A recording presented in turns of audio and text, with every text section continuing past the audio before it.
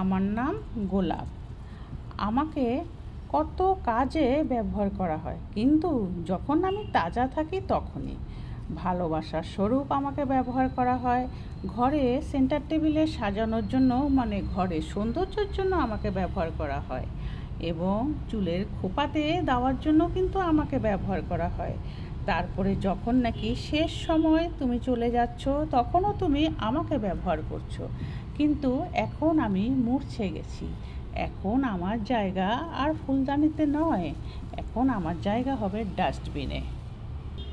কিন্তু জানো কি, মূর্ছে যাওয়ার পরেও কিন্তু আমি নানান কাজে ব্যবহার হই। কাজেই আমাকে ফেলে দিও না, আমাকে শুকোতে দাও। এরপরে তুমি আমার সুগন্ধ ভরা পাপড়ি দিয়ে ধূপকাঠি বানাতে পারো। তাই কিছু জিনিস চলে গেলেও তার স্মৃতি থেকে যায়।